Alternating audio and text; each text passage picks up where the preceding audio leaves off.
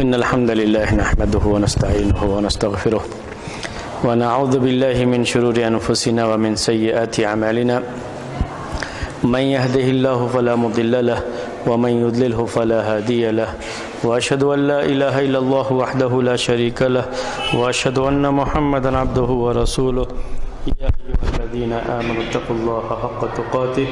ولا تموتن إلا وأنتم مسلمون يا أيها الناس اتقوا ربكم الذي خلقكم من نفس واحدة وخلق منها زوجها وبث منهما رجالا كثيرا ونساء واتقوا الله الذي تساءلون به والأرحام إن الله كان عليكم رقيبا يا أيها الذين آمنوا اتقوا الله وقولوا قولا سديدا يصلح لكم أعمالكم ويغفر لكم ذنوبكم ومن يطع الله ورسوله فقد فاز فوزا عظيما أما بعد فإن خير الحديث كتاب الله وخير الهدي هدي محمد صلى الله عليه وسلم وشر الأمور محدثاتها وكل محدثة بدعة وكل بدعة ضلالة وكل ضلالة في النار. محترم بھائیو، پچھلے ہفتے آپ کے سامنے قرآن کے درس میں یہ بات آئی تھی کہ اللہ کے رسول صلی اللہ علیہ وسلم کے زمانے میں قرآن کو کس طریقے سے جمع کیا گیا، اکٹھا کیا گیا. اور یہ بات آپ کے سامنے آئی تھی کہ اللہ کے رسول صلی اللہ علیہ وسلم کے زمانے میں جو قرآن کو اکٹھا کیا گیا ہے، جمع کیا گیا ہے، تو وہ دو طریقے سے ہوا تھا. ایک تو یہ ہے کہ جیسے جیسے اللہ تبارک و تعالیٰ کی طرف سے قرآن کی آیتیں نازل ہوتی تھیں اسی طرح سے اسے سینے میں محفوظ کر لیا جاتا تھا. خود اللہ کے رسول صلی اللہ علیہ وسلم پہلے یاد کر لیتے تھے، اور جب آپ صحابہ کے درمیان اسے بیان کرتے تو صحابہ جو سنتے وہ بھی اپنے سینوں میں اسے محفوظ کر لیتے تھے. اس طرح سے قرآن سب سے پہلے سینوں میں محفوظ ہوتا تھا. اور جو صحابہ لکھنا جانتے تھے ان کو بلا کر کے اللہ کے رسول صلی اللہ علیہ وسلم ان کو بتاتے تھے کہ آپ کو یہ آیت کس جگہ پر لکھنی ہے. یعنی یہ جو پہلے جو آیتیں نازل ہو چکی ہیں تو اس میں اگر اس سورہ کی پہلے کچھ آیتیں نازل ہو چکی ہیں اور آج کچھ آیتیں نازل ہو رہی ہیں تو بتاتے بھی تھے کہ اس کو فلاں جگہ پہ فلاں سورہ میں فلاں جگہ پر اس آیت کو لکھ دو. تو صحابہ کرام جو لکھنا جانتے تھے ان سے اللہ کے رسول صلی اللہ علیہ وسلم ان آیتوں کو لکھوا بھی لیا کرتے تھے، اور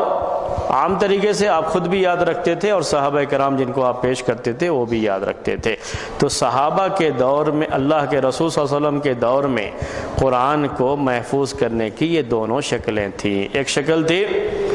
سینے میں محفوظ رکھنے کی، اور یہی زیادہ تھی، اور دوسرے لکھ کر کے محفوظ کرنے کی، اور یہ بھی بعض صحابہ اس زمانے میں کیا کرتے تھے. لیکن کسی ایک صحابی کے پاس بھی ایسا نہیں تھا کہ قرآن پورا جیسے آج آپ کے سامنے یہ مصحف کی شکل میں موجود ہے ویسے قرآن اللہ کے رسول صلی اللہ علیہ وسلم کے زمانے میں موجود نہیں تھا. یہ مصحف کی شکل لکھا ہوا تھا، یہ ذہن میں رکھیے گا دونوں میں فرق کیا ہے وہ آج ہم کو. اور اس کے بعد مصحف کی شکل میں کب آیا وہی آج کا درس ہے اصل. تو اس وقت لکھا ہوا تھا قرآن کا لکھا ہونا الگ ہے، اور اس طرح سے مصحف کی شکل میں ہونا الگ ہے. لکھا ہوا تھا پوری ایک سورہ فاتحہ، یہ ایک جگہ کسی جو ہے جگہ پہ لکھی ہوئی ہے. اور جب جانتے ہیں کہ یہ کاغذ اور یہ پیپر وغیرہ سے اس طرح کے تھے نہیں، تو درخت کے پتوں پر مختلف چیزوں پر لکھتے تھے. تو ایک جگہ پر لکھ دیا سورہ فاتحہ، وہ ایک جگہ پہ ہے، لیکن سورہ فاتحہ لکھی ہوئی موجود ہے کئی صحابہ کے پاس. سورہ بقرہ نازل ہوئی، سورہ بقرہ کو لکھ دیا ایک جگہ پر، یا کئی جو ہے پتوں پر، یا کئی جو ہے درخت کی چھالیوں پر لکھ کر کے اس کو ایک جگہ پہ رکھ دیا. سورہ آل عمران ایک جگہ لکھی ہوئی ہے، سورہ نساء ایک جگہ لکھی ہوئی ہے، ایسی آخر کی صورتیں یہ سب لکھی ہوئی ہیں. قرآن لکھا ہوا ہے لیکن ایک جگہ پہ جمع نہیں ہے. جیسے یہ شکل ہے قرآن کی، مصحف کی شکل، اس شکل میں قرآن اللہ کے رسول صلی اللہ علیہ وسلم کے زمانے میں نہیں تھا. اسی لیے جب یہ بات آتی ہے، مسئلہ آتا ہے، کبھی کبھی لوگ پیش کرتے ہیں کہ مصحف کو بغیر وضو کیے چھو سکتے ہیں کہ نہیں چھو سکتے. وضو نہیں کیے ہیں تو مصحف کو چھو سکتے ہیں یا نہیں چھو سکتے، یہ مسئلہ پیش کرتے ہیں. اور یہ کتابوں میں لکھا ہوا بھی ملے گا آپ کو کہ جب وضو نہیں ہے تو اس کو چھونا نہیں چاہیے. اسی لیے اس کے لیے وہ رکھتے ہیں باقاعدہ اوپر سے، جس کو جزدان بولتے ہیں، غلاف بولتے ہیں، جو ہے اس میں اس کو رکھے ہوئے رہتے ہیں، کور کہہ لیجئے، اور اس کو پکڑ کر کھلاتے ہیں۔ قرآن کو چھونا کہتے ہیں جائز نہیں ہے اس کے لیے۔ یہ مسئلہ کیوں نہیں آ سکتا کہ اللہ کے رسول صلی اللہ علیہ وسلم کے زمانے میں پورا قرآن ایک جگہ پہ اس شکل میں جمع ہی نہیں تھا، تو یہ مسئلہ آنے کا سوال ہی نہیں اٹھتا۔ اللہ کے رسول صلی اللہ علیہ وسلم کے زمانے میں یہ مسئلہ آیا ہو، یہ سوال ہی نہیں اٹھتا ہے۔ کیوں نہیں اٹھتا ہے؟ کہ اس لیے قرآن کو اس طریقے سے ایک جگہ پر جمع تو نہیں کیا گیا تھا۔ قرآن لکھا ہوا تھا پورا، لیکن مصحف کی شکل میں موجود نہیں تھا۔ جو صحابہ قرآن اللہ کے رسول صلی اللہ علیہ وسلم کے زمانے میں لکھتے تھے اور پورا قرآن لکھا ہوا ان کے پاس موجود تھا، جیسا کہ جو ہے بعض اہل علم نے بیان کیا ہے کہ چند صحابہ ایسے ہیں جن کے پاس پورا قرآن لکھا ہوا تھا پورا قرآن، لیکن یہ مصحف کی شکل میں نہیں تھا۔ ایک جگہ پورا ایک دفتی میں یا ایک جو اس میں جگہ پر پورے کو ایک جگہ جمع کر کے آپ سیل کر کے رکھ دیا گیا ہو، معلوم ہو جائے کہ ہاں یہ پورا قرآن ہے، یہ مصحف ہے، اس شکل میں موجود نہیں تھا۔ جن صحابہ نے قرآن لکھا ان کی تعداد تو زیادہ ہے، لیکن جن کے پاس قرآن مکمل تھا، جن کے بارے میں اہل علم لکھا ہے کہ قرآن مکمل لکھا ہوا تھا، میں ان کے نام آپ کے سامنے لکھ رہا ہوں۔ معاذ بن جبل،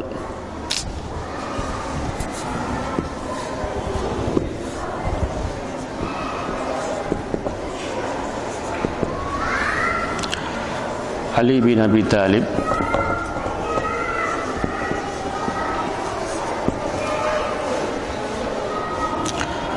ابی بن کعب،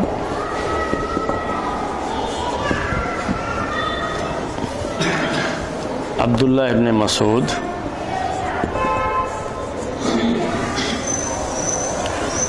اور زید بن ثابت۔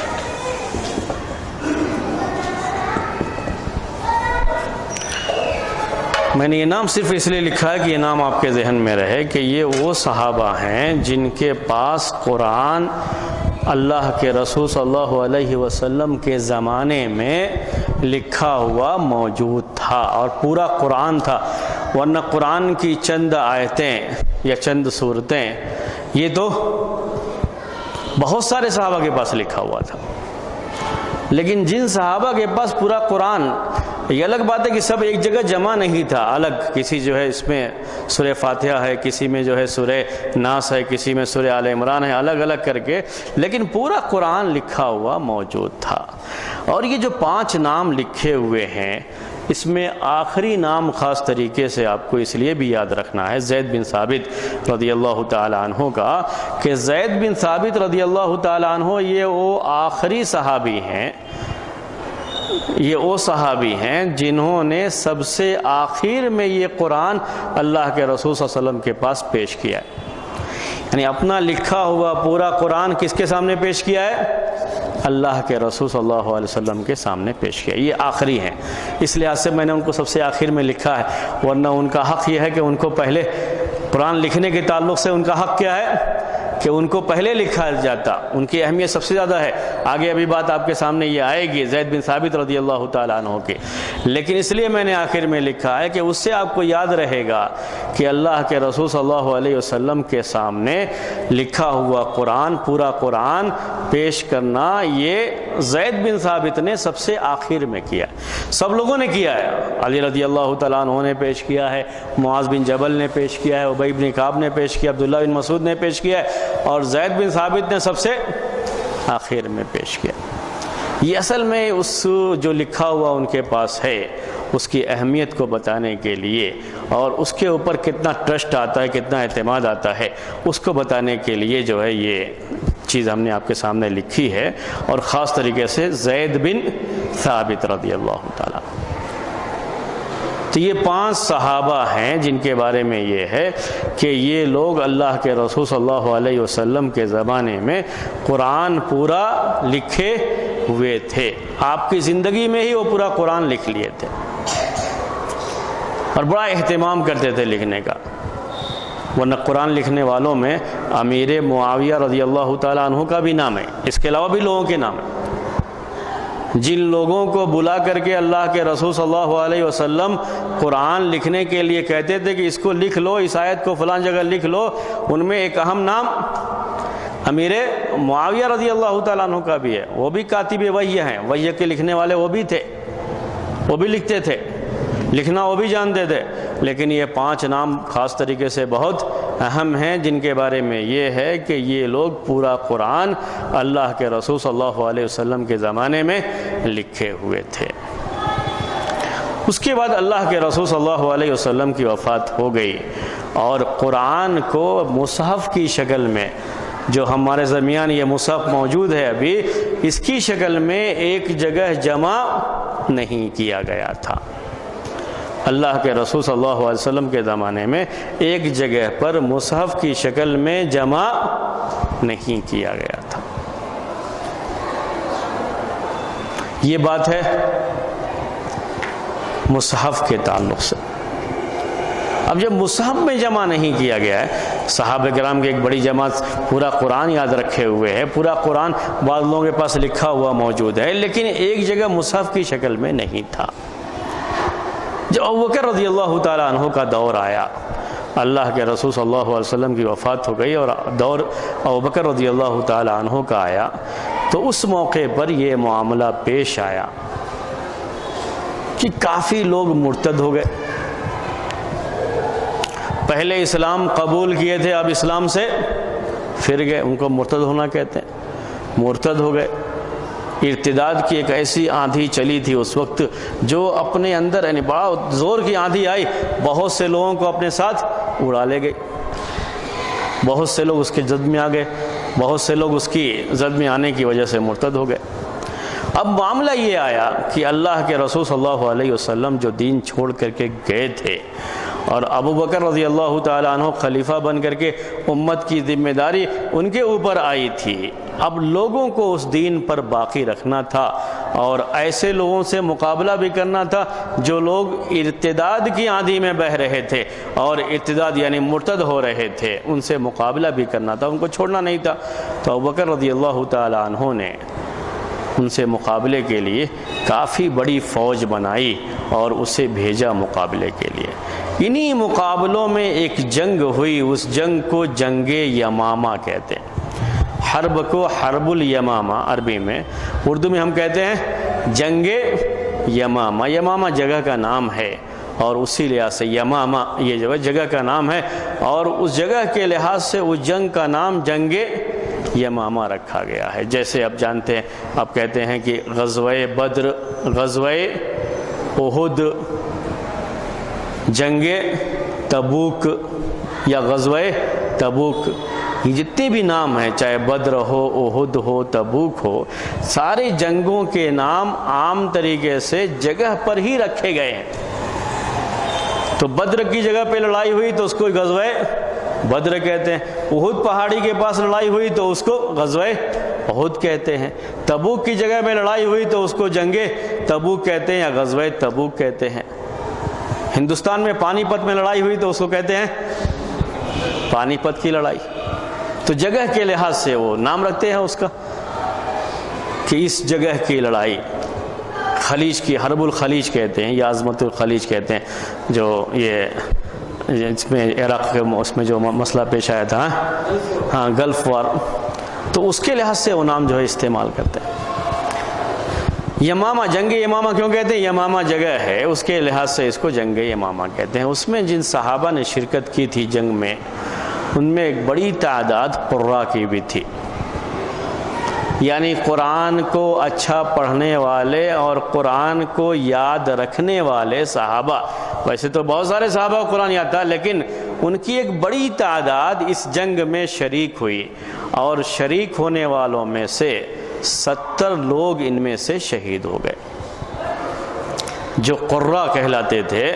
اس زمانے میں، اس میں سے 70 لوگ شہید ہو گئے۔ بڑی تعداد ہے 70 لوگ شہید ہو جانا، اور ایک خالص جو ہے حفاظ، جو حافظوں کی جماعت تھی، قاریوں کی جماعت تھی، ان میں سے 70 لوگ شہید ہو گئے۔ جب یہ رزلٹ آیا، مدینے میں اس کے بارے میں علم ہوا، تو سب سے پہلے اللہ تبارک و تعالیٰ نے یہ توفیق عمر رضی اللہ تعالیٰ عنہ کو دی۔ عمر رضی اللہ تعالیٰ عنہ کے ذریعے سے بہت سارے اہم کام ہوئے، اس میں سے ایک اہم کام یہ بھی ہے، یہ توفیق عمر رضی اللہ تعالیٰ عنہ کو دی۔ اس سے پہلے جو توفیق دی تھی وہ ابوبکر رضی اللہ تعالیٰ عنہ کو دی تھی، وہ توفیق تھی اس دین کو محفوظ رکھنے کی اور مرتدین کے خلاف جنگ کرنے کی توفیق یہ کس کو دی گئی تھی؟ ابوبکر رضی اللہ تعالیٰ عنہ کو۔ یہ دونوں معاملے ایک دوسرے کے ساتھ جڑے ہوئے ہیں، تو میں دونوں کو آپ کے سامنے واضح کر رہا ہوں۔ جب ابوبکر رضی اللہ تعالیٰ عنہ نے یہ سوچا کہ جو لوگ زکوٰۃ کا انکار کرنے والے ہیں، زکوٰۃ کو روکنے والے ہیں، ان کے ساتھ جنگ کی جائے گی، جب انہوں نے یہ بات پیش کی تو عمر رضی اللہ تعالیٰ عنہ آ کر کے ان کے سامنے کھڑے ہو گئے، کہا کہ آپ ایسی قوم کے ساتھ کیسے لڑائی کریں گے؟ یہ تو کیا کہتے ہیں؟ اشہد ان لا الہ الا اللہ واشہد ان محمد رسول اللہ، یعنی جو شہادت دے رہے ہیں، اقرار کر رہے ہیں، مسلمان ہیں، آپ ان کے ساتھ جنگ کیسے کر سکتے ہیں؟ آ کر کے پکڑ لیا، کن کو پکڑ لیا؟ ابوبکر رضی اللہ تعالیٰ عنہ کو، کہ آپ کیسے کر، بڑی بحث کی ان کے ساتھ۔ ابوبکر رضی اللہ تعالیٰ عنہ نے کہا کہ نہیں، جو بھی نماز اور روزے کے نماز اور جو ہے زکوٰۃ کے درمیان فرق کرے گا میں ان سب کے ساتھ جنگ کروں گا۔ لو قاتلن من فرق بین الصلاۃ والزکوٰۃ، عربی میں صحیح حدیث ہے، اس میں الفاظ آتے ہیں، کہا کہ نہیں، جم گئے اسی پر، جو بھی نماز اور جو ہے زکوٰۃ کے درمیان فرق کرے، کہے گا کہ میں نماز تو پڑھوں گا لیکن زکوٰۃ نہیں دوں گا، ایسے لوگوں کے ساتھ میں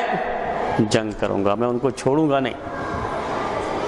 اور یہاں تک بھی کہہ دیا کہ اگر یہ لوگ جنگ جو ان کو دینا ہے زکوٰۃ میں، جانور چھوڑو، جانور کی رسی بھی روک لیں گے تو اس پر بھی میں ان کو چھوڑنے والا نہیں۔ بہت سخت پہلو اس پہ اختیار کیا، تو اللہ تبارک و تعالیٰ نے یہاں توفیق بخشی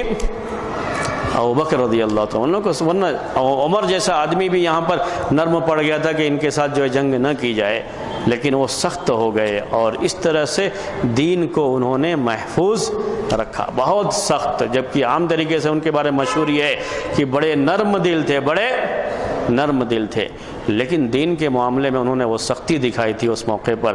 کہ یہ جملہ عربی میں بہت مشہور ہے، آج بھی یہ بات کہی جاتی ہے کہ ردۃ ولا ابا بکر لہا، عربی میں کہتے ہیں ردۃ ولا ابا بکر لہا، یعنی لوگ دین کی بہت سی چیزیں چھوڑ رہے ہیں، نہیں عمل کرتے، ان کے اندر بڑی کمیاں پائی جاتی ہیں، لیکن ابو بکر جیسا اب آدمی نہیں رہا جو اس طرح کے فتنوں کا اور اس طرح کی چیزوں کا مقابلہ کر سکے، جیسے ڈٹ کر کے ابو بکر رضی اللہ تعالیٰ عنہ نے مقابلہ کیا، بہت سخت اس وقت، اور یہاں تک کہا کہ عمر تم کیا سوچتے ہو، اینقص الدین وانا حی، یعنی میں زندہ رہوں اور دین میں کچھ کمی ہو جائے، ایسا ہو سکتا ہے؟ یعنی میں اس کو برداشت نہیں کر پاؤں گا کہ دین میں کوئی کمی ہو جائے اور میں زندہ رہوں، میں اپنی جان دے دوں گا لیکن دین میں کمی آنے نہیں دوں گا۔ یہ بات کس نے کہی؟ ابوبکر، یہ اس پر ڈٹے رہے، اس پر۔ عمر رضی اللہ تعالیٰ عنہ نے بہت ان کے سامنے یہ رکھا کہ یہ لوگ جو ہے کلمہ شہادت پڑھتے ہیں، اشہد ان لا الہ الا اللہ پڑھ رہے ہیں، اشہد ان محمد رسول اللہ پڑھ رہے ہیں، لیکن آپ ان کے ساتھ کیسے جنگ کر رہے ہیں؟ لیکن ڈٹے رہے، یہاں تک کہ عمر رضی اللہ تعالیٰ عنہ کہتے ہیں کہ حق بات چونکہ ابو بکر کی تھی تو اللہ تعالیٰ نے میرا سینہ بھی حق کے لیے کھول دیا اور مجھے بھی وہ بات سمجھ میں آ گئی کہ جو ابو بکر کہہ رہے ہیں وہی صحیح ہے۔ اس کے مقابلے میں یہاں یہ ہوا کہ عمر رضی اللہ تعالیٰ عنہ کو یہ توفیق ملی اللہ تبارک و تعالیٰ کی طرف سے، تو عمر رضی اللہ تعالیٰ عنہ آئے ابو بکر رضی اللہ تعالیٰ عنہ کے پاس اور کہا کہ یمامہ میں جو ہماری فوج لڑی ہے اس میں قراء کی جو حفاظ تھے قرآن کے ان کی بڑی تعداد شہید ہو گئی ہے، 70 جو ہے لوگ شہید ہو گئے ہیں، اگر ایسے ہی جنگیں چلتی رہیں گی اور ایسے ہی یہ قراء جو قرآن حافظ ہیں وہ لوگ شہید ہوتے گئے تو پھر قرآن کی حفاظت کا مسئلہ آئے گا،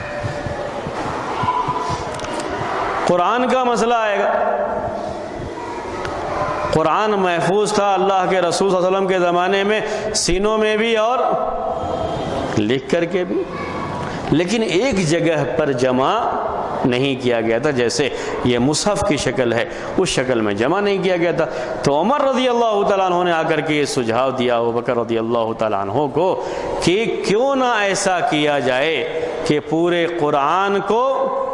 ایک جگہ پر جمع کر کے اس کو باقاعدہ سرکاری انداز سے گورنمنٹ کے لیول پر اس کو محفوظ کیا جائے، اور یہ سب کے سامنے رہے کہ یہ ہے مصحف اور اس میں جو قرآن لکھا ہوا ہے بالکل صحیح لکھا ہوا ہے، اگر کہیں کوئی چیز آئی تو اس کے ساتھ مقابلہ کر کے معلوم کیا جا سکتا ہے کہ صحیح ہے یا نہیں۔ تو یہ سجھاؤ کس نے دیا؟ عمر رضی اللہ تعالی عنہ نے یہ سجھاؤ دیا، یہ مشورہ کیا اور یہ رائے دی کہ آپ قرآن کو ایک جگہ پر ایک مصحف کی شکل میں جمع کر دیں۔ پہلے سے قرآن جمع ہے،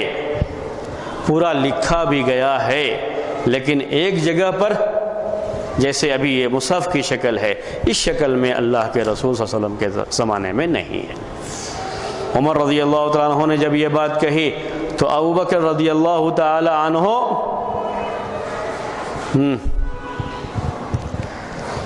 جیسے اس میں ہوا کہ جب انہوں نے کہا تھا کہ ہم جنگ کریں گے تو یہ تیار نہیں ہو رہے تھے، یہاں معاملہ کیا ہوا؟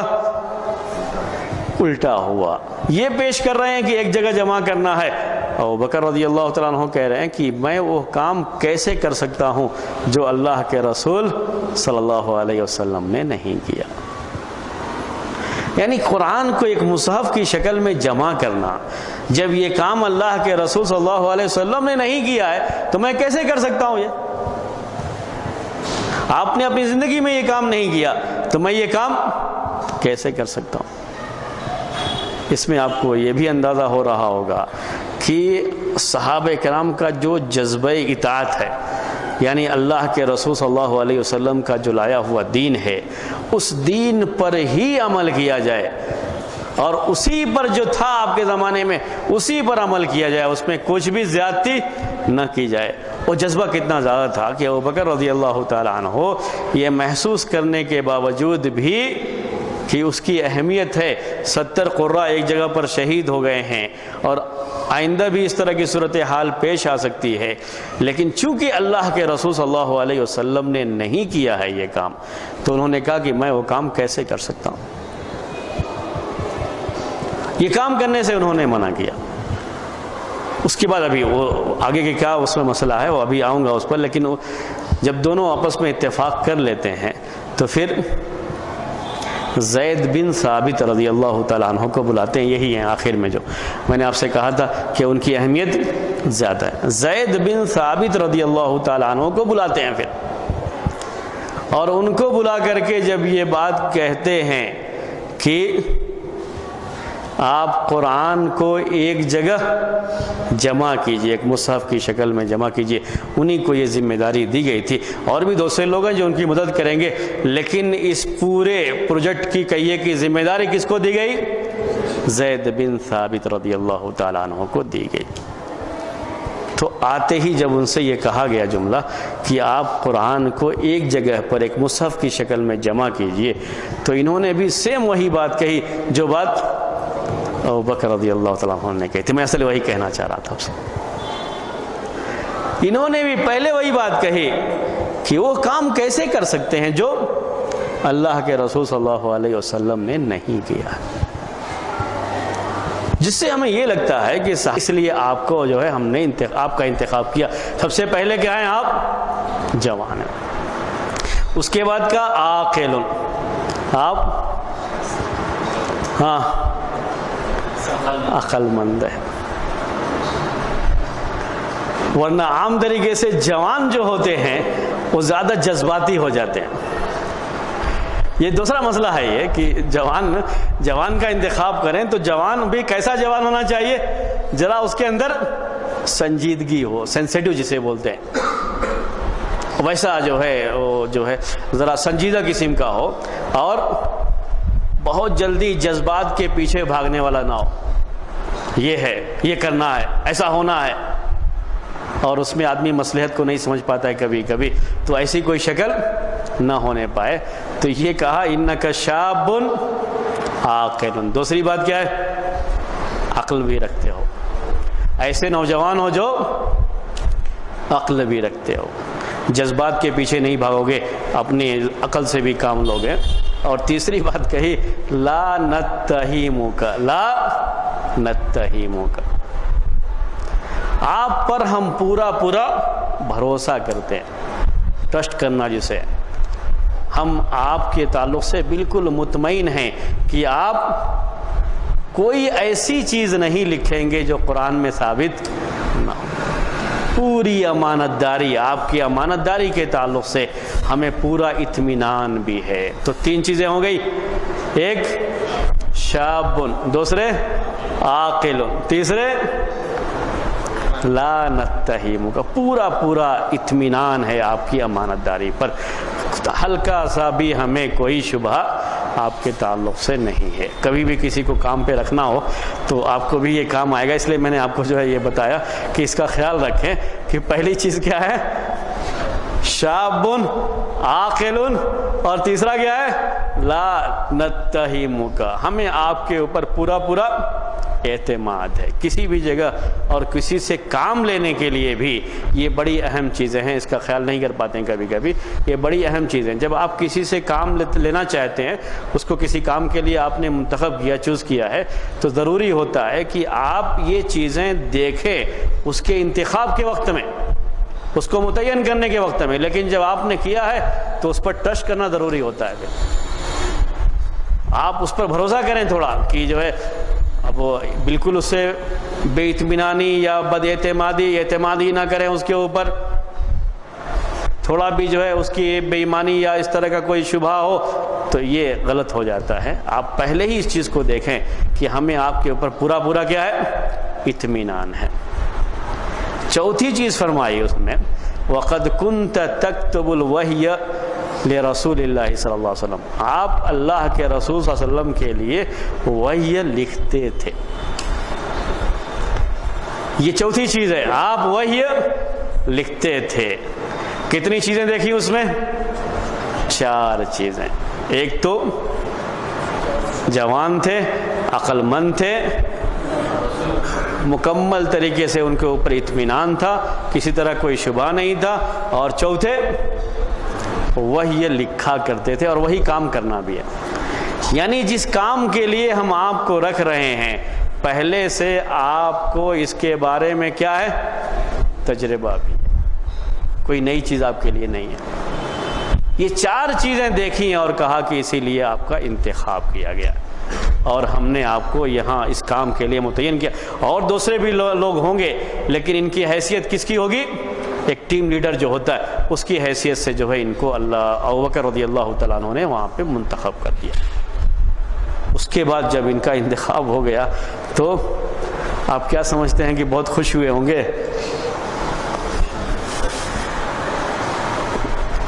کچھ مٹھائیاں تقسیم کریں گے، جو ہے پروموشن مل گیا یا جو ہے مجھے کام مل گیا، بہت خوشی ہوئی جو ہے۔ ہاں، ایسا کچھ بھی نہیں ہوا۔ یہ کہتے ہیں، ان کے جو الفاظ ہیں، میں انہی کے الفاظ میں بولنا چاہ رہا ہوں، کوئی ڈائلاگ نہ سمجھے آج کے زمانے کا یہ، بلکہ یہ ایک صحابی کی زبان سے ان کے دل کی جو بات ہے اس کو کیسے زبان سے ادا کرتے ہیں، دیکھیے انہوں نے کیسے بیان کیا۔ تو کہا فَتَتَبِّعِ الْقُرْآنَ فَاجْمَعْهُ، تم قرآن کو جو لوگوں کے پاس لکھا ہوا ہے تلاش کر کے ایک جگہ پر تم اسے اکٹھا کرو۔ کہتے ہیں فواللہ، یہ ان کے الفاظ ہیں، یہاں سے شروع ہوتے ہیں، فواللہ لو کلفونی نقل جبل من الجبال ما کان اثقل مما امرنی بہ من جمع القرآن۔ اللہ کی قسم، اگر یہ پہاڑوں میں سے کسی پہاڑ کو اس کی جگہ سے اٹھا کر کے دوسری جگہ رکھنے کے لیے مجھے کہہ دیتے تو شاید میرے اوپر اتنا بوجھ نہ ہوتا جتنا قرآن کو ایک جگہ جمع کر کے انہوں نے جو جمع کرنے کے لیے کہا، جتنا مجھے بوجھ لگا اتنا مجھے پہاڑ کا بھی بوجھ محسوس نہیں ہوتا۔ یہ ان کے الفاظ ہیں۔ دیکھیے، پہاڑ اس کو اٹھا کر کے میرے لیے دوسری جگہ لے کر کے جانا آسان ہوتا، کس کے مقابلے میں؟ پورے قرآن کو، جتنا اہم کام یہ تھا اور جتنی ذمہ داری کا کام یہ تھا، ان دونوں کو سامنے رکھ کر کے انہوں نے کہا کہ جتنا زیادہ مجھے یہ بوجھ محسوس ہوا اتنا بھی نہ ہوتا اگر کوئی مجھے یہ کہتا کہ یہ اس پہاڑ کو اٹھا کر کے اس جگہ پہ رکھ دو۔ ظاہر سی بات ہے وہ کر نہیں سکتے، وہ ایسا کام ہے پہاڑ کو اٹھا کے رکھنے کا کہ وہ کر نہیں سکتے۔ کوئی فرحات تو تھے نہیں کہ کدال لے کر کے دودھ کی نہر پہاڑ سے نکالنے کے لیے چلے جاتے تھے، ویسا تو کچھ معاملہ نہیں تھا. یہ کیا تھے؟ شاب عاقل تھے، ایک عقل مند جوان تھے. یہ سمجھتے تھے کہ شکل کیا ہے، صورت حال کیا ہے، اور یہی ان کی عقل مندی کی پہچان بھی ہے کہ اس کام پر خوش ہونے کے بجائے انہوں نے محسوس کیا کہ ذمہ داری بہت بڑی ہے، یہ ذمہ داری بہت بڑی ہے.